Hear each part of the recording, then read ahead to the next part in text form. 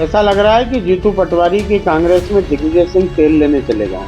शोभा ओझा दीदी ने चिंटू चोकसे और देवेंद्र यादव दोनों का समझौता कराकर जैसे नेता वैसे संस्कार का परिचय दिया है और कहा है कि दिग्विजय सिंह जी की राजनीति अब समाप्त हो गई है, तो आप दोनों मिलकर उन्हें गाली दो। कांग्रेस के पंचमढ़ी शिविर के बाद शायद सारे नेता अपने ही नेताओं को गाली देने का अच्छा प्रशिक्षण लेकर लौटे होंगे।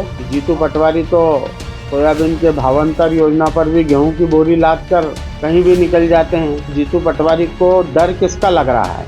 और यदि ये क्लिप इन दोनों नेताओं की नहीं थी तो चिंटू चोकसे और राजू भदौरिया दिग्विजय सिंह के निवास पर जाकर माफी मांगकर क्यों आते हैं? पूर्व और वर्तमान कांग्रेस शहर अध्यक्ष के मोबाइल जब्त कर एफआईआर कर जांच करे पुलिस। सुमित मिश्रा। दिग्विजय सिंह को अपशब्द कहने के मामले में सुमित मिश्रा ने मीडिया से कहा, मैं पुलिस कमिश्नर से मिलकर इस मामले की एफआईआर दर्ज कर जांच करने के लिए मांग करने वाला हूं।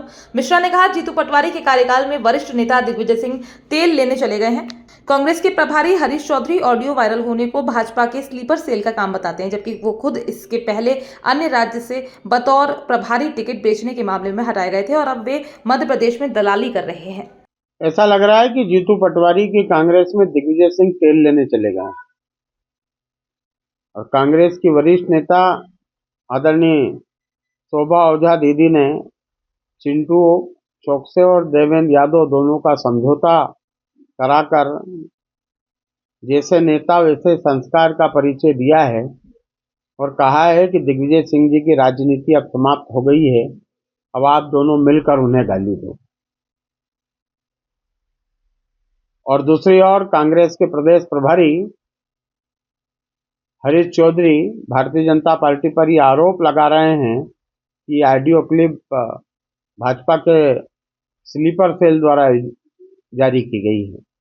मैं आज माननीय पुलिस कमिश्नर महोदय से मेरी भेंट होना है।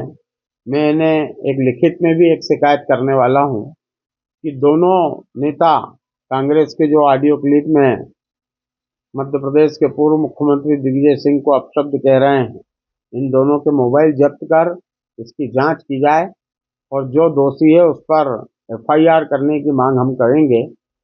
और जीतू पटवारी और शोभा ओझा दीदी से मेरा आग्रह है कि जीतू पटवारी तो सोयाबीन के भावांतर योजना पर भी गेहूं की बोरी लाद कर कहीं भी निकल जाते हैं, तो जीतू पटवारी को डर किसका लग रहा है?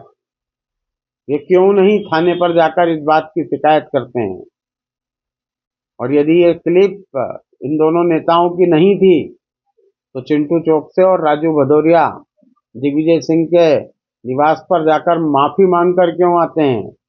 जीतू पटवारी उन्हें अपने घर बुलाकर 1 घंटे तक किस बात के लिए डपट लगाते हैं? कांग्रेस के नेताओं में संवाद की स्थिति जो है वो इस ऑडियो से वायरल हो चुकी है और हरीश चौधरी पहले भी पंजाब में कांग्रेस के टिकट बेचने के आरोप में प्रदेश प्रभारी पद से हटाए गए थे और अब वापस मध्य प्रदेश में दलाली का काम कर रहे हैं। मैं कांग्रेस के पंचमढ़ी शिविर के बाद शायद सारे नेता अपने ही नेताओं को गाली देने का अच्छा प्रशिक्षण लेकर लौटे होंगे और अभी तक तो चिंटू चोकसे ही दिग्विजय सिंह का अपमान कर रहे थे।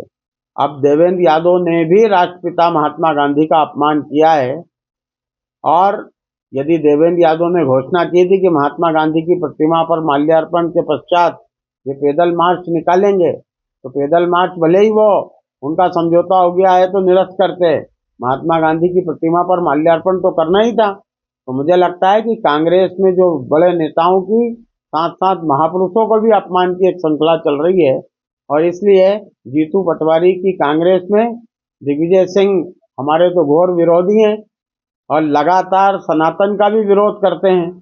इसलिए दिग्विजय सिंह के खिलाफ जिस प्रकार की भाषा कांग्रेस के नेता उपयोग कर रहे हैं, मतलब कांग्रेस के इतने बड़े नेता के खिलाफ गली छाप नेता गाली बक रहे हैं और कांग्रेस के बड़े नेता उन पर कोई कार्रवाई नहीं कर रहे हैं।